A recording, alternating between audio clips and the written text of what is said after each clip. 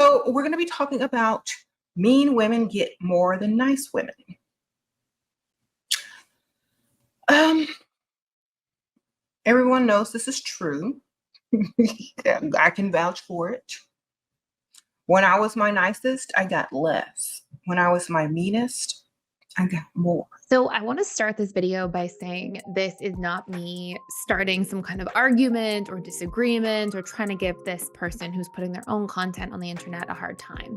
But I am here to offer a really big difference of opinion because while I totally believe everybody's entitled to exactly what it is that they are looking for out of a relationship and what their intentions are going into a relationship based on where you're at in your own journey or life, I think there's some really important dynamics here to sort of flush out and distinguish. So, the first dynamic, and I'm really going to go through in this video, a few things. I'm going to go through what I think the differences are between being nice versus being kind, and how people pleasing can be very unattractive versus advocating for yourself can be attractive, but that doesn't mean being mean. We're going to talk about some of those differences.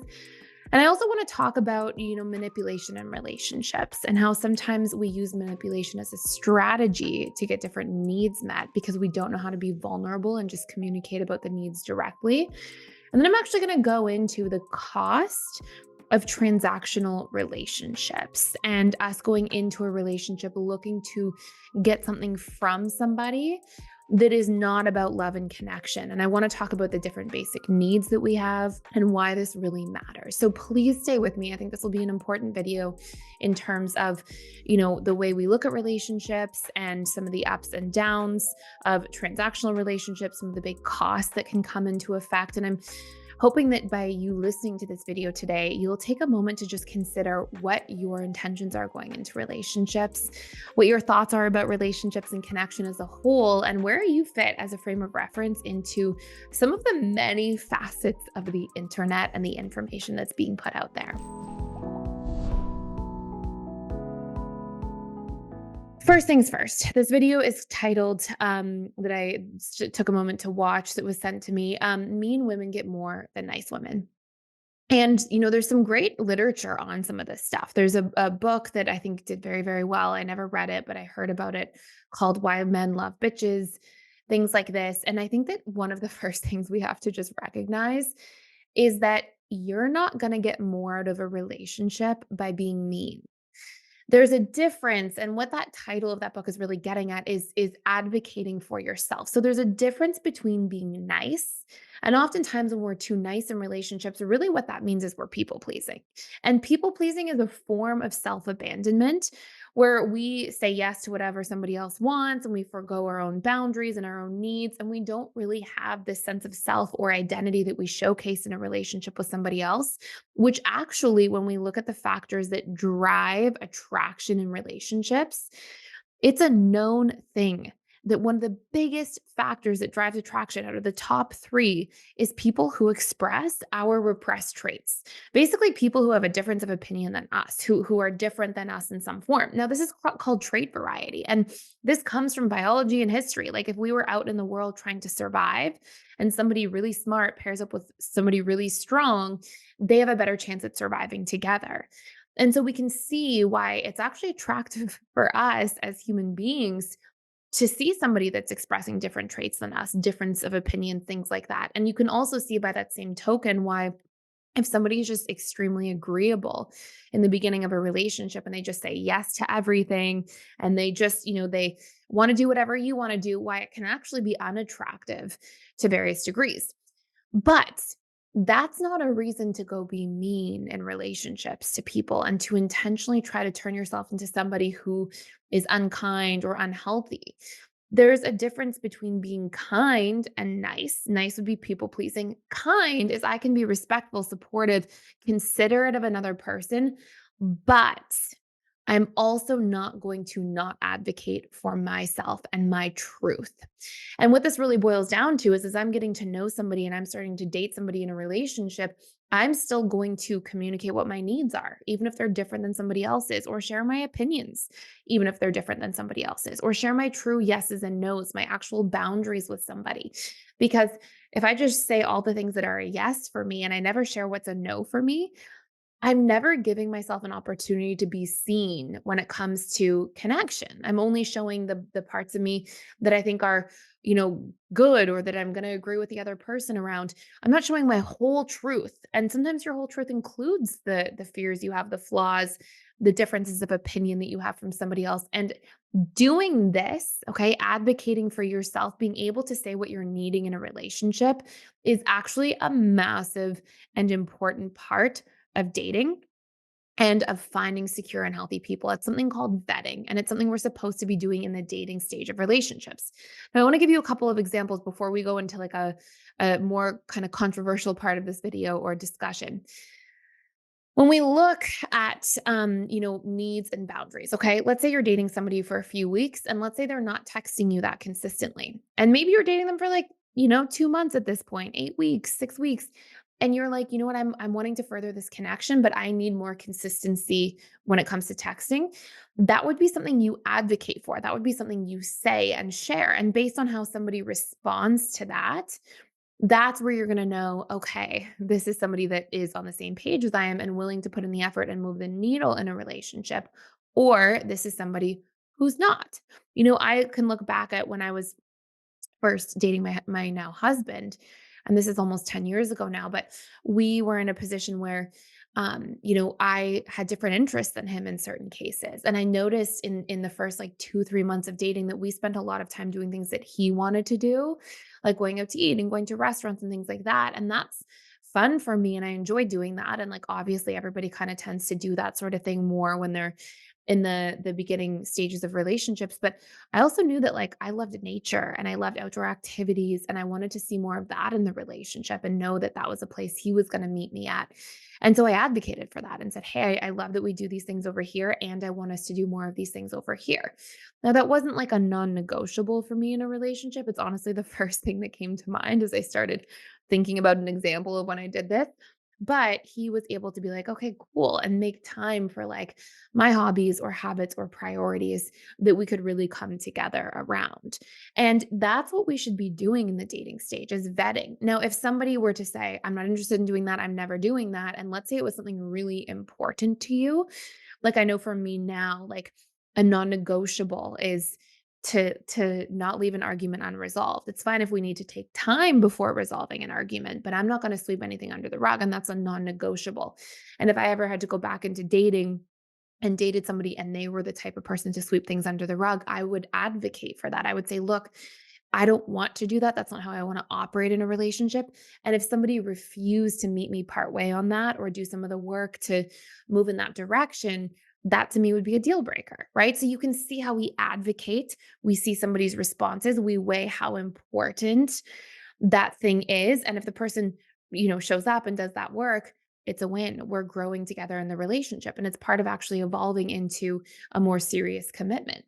But if somebody doesn't do the work and doesn't show up and we never advocate, then we never know where this is going. And we're going to end up in this people pleasing relationship. So I want to close out this first part and move into the next part of this discussion about manipulation. But that first part of this video is really about how when we look at what was the title? Mean women get more than nice women.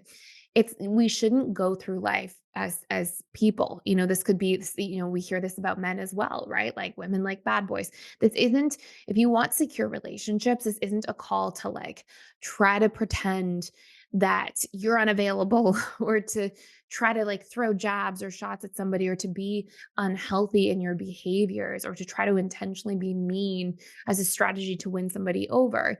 This is really like a discussion about being able to advocate for your needs and show up and take up space in a relationship in a healthy way and have open and vulnerable channels of communication that you're building because people are attracted to somebody who has differences than them. That's part of what subconsciously drives attraction. And I want to go a step deeper here. And again, I respect, this person and their, what they want to do and how they want to show up in relationships because everybody has different needs that they're getting met at different times. And it's definitely not my place to be like, everybody should be behaving this way. But I do want to have kind of a philosophical discussion about this. So some of this person's video, here goes on to basically talk about how, if you're mean, you can kind of extract more from somebody and you can get more things from them and money from them and things like that. And again, it's not my business what that person's, motivations are, things like that. But I do think that it's really interesting to dive into the topic of manipulation, right? Because what is manipulation? Manipulation is really us changing our behavior in a premeditated way to try to get something out of somebody else. And when we look at the world, if we spend time trying to play games in a way that helps us obtain something from somebody else, it really is a form of manipulation. And I think that we can look at manipulation as this range. We have light manipulation and we can have like extreme manipulation, right? Now, light manipulation, you'll actually see in like most people's general relationships as they're doing the work to become securely attached. You could, in theory, probably see securely attached people manipulate, just far and few between. Manipulation is really like when we break it down, it's somebody trying to get needs met without expressing directly. So let's look at like a really common example of light manipulation. Let's say we have somebody who's anxiously attached or fearful avoidant. So they have that sort of anxious leaning side and they need reassurance in a relationship. And let's say that they're not getting it. Well, if we needed to get, that reassurance, the best thing we would do is we'd say to somebody, "Hey, I'm loving how this is progressing. I'm definitely developing feelings. I want to keep investing in you and I want to know that we're moving in the same direction and we're on the same page," right? We would actually communicate directly that, "Hey, I need to know that we're on the same page. I need that reassurance." But what you may see instead is that person feel vulnerable about that they need reassurance, not know how to communicate that directly to somebody. And then what they do is they go in this roundabout way of getting reassurance, like trying to make somebody jealous, right? You go out with somebody you're dating and maybe you flirt with somebody else in front of them. And that's this subconscious strategy to get reassurance. And that became a form of light manipulation. You probably didn't sit down and consciously think, if you've ever done that in your life, you know, oh, I'm going to try to manipulate this person. It's probably not premeditated, but it's this subconscious thing that happens when we don't know how to communicate directly and vulnerably, and when we don't have language for what our needs are. And so there's a lot of information on the internet, a lot of things on the internet that really are about games, that are about like, hey, do this to then get that. And while there's some level of transactionality in relationships, where we have those transactions matters. Okay. So I'm going to bring this into sort of a part 3 here of this video and go in a different direction. And I want you to try to see how this shows up for you in your life. We have 6 basic human needs. They are love and connection, certainty, uncertainty, significance, growth, and contribution. And there's going to be some degree of transactions that take place in a relationship, but in a healthy relationship, those transactions are actually centered around transactions about love and connection. So for example, those transactions may be that when, you're in this relationship, you co-regulate together, you may have a bad day, your partner may come and give something to you like a hug or reassurance or encouragement. And at a subconscious level, that's going to build this sense of like investment in the relationship and care and comfort. And over time, if then the other partner has a bad day, that person will probably give those things back. Now, it actually does matter that we meet each other's needs around love and connection and relationships. Things like vulnerability, communication, connection, intimacy, whether that's mental, emotional, spiritual, physical intimacy, all of those things. All of those things are happening in a reciprocal way in relationships. In fact, when one person in a relationship doesn't get their needs met for a very prolonged period of time or gets very few needs met, it's almost like we never really watered the plants, right? It's almost like we never really watered the relationship, and it can lead to big breakdowns in relationships. So there is a degree of transactionality, if that's a word, that takes place in relationships at all times. But here's the kicker: transactions about, okay, and again, I'm not here to like, give this person a hard time. There's a lot of different things on the internet, but in this person's case, a lot of it was like, oh, do this to get money or to get, shopping spree or things like that. When we make transactions about money or something other than love and connection in a relationship, and we make that the baseline, like all of a sudden a relationship is a transactional thing, and it's not transactional in the basic need of love and connection. Instead, maybe it's around significance, like materialism, like I want to get fancy things so I can feel more significant. Or if it's about certainty, I want to get money from somebody to feel a sense of certainty. If we make the transactions in a relationship that center focus point of a relationship, it comes with strong downsides. Okay. And I want to explore these downsides together here. Now, I want to be really clear about something first. It's completely okay. I'm not here to like judge people. It's okay if you have a need for your partner to have a certain degree of ambition and that's a trait that matters to you, or if you want somebody because you're taking care of your money to also not have debt or things like that, like, or even just to care about financial security in a partner, like that is perfectly fine. Those are traits that are at each person's discernment when it comes to what they're looking for in a partner and what they're vetting for. But where it becomes problematic is when that becomes primary in terms of that transaction, right? So if we are looking for those things more than we're actually looking to transact around love and connection, if we're instead having, somebody with like, financial, a certain amount of money is primary to love and connection, that's where there's downsides. Again, I'm not saying that then the relationship can't work or that's bad or somebody's a bad person or wrong. I'm actually not saying that at all. But I want to just explore these downsides together here for a second so you can see that full picture. So, the moment that we make, let's say, wanting money from a relationship the primary focus, what ends up taking place is it puts love and connection the secondary focus or the focus on the periphery. But there is this sacredness about love and connection where mutual support, respect, care, those things, because they are actually love and connection based needs, and because relationships are literally, we're wired for that attachment and connection, and there's that sacred part of it. Human connection has this certain degree of sacredness when we are in a healthy space and we're using relationships for that primary source of love and connection, that primary need. But if we are instead trying to get these needs met around, materialism or money first, it can actually damage the longevity, the depth, and the authenticity of the connection by making it more transactional around the wrong needs. Okay. Because there's lots of other ways that we can get certainty or significance met, but relationships are that biggest source of love and connection. And there's many less and less effective ways, like less like actual number of ways, but also less effective ways to get love and connection met outside of our human relationships and experience. Honestly, particularly in regards to our romantic relationships as adults, because they actually replace our primary attachment figure in childhood. And so it's where we're going to have that most likelihood of the depth of connection. Of course, that will also include things like with your children as being a huge source of that depth of connection as well.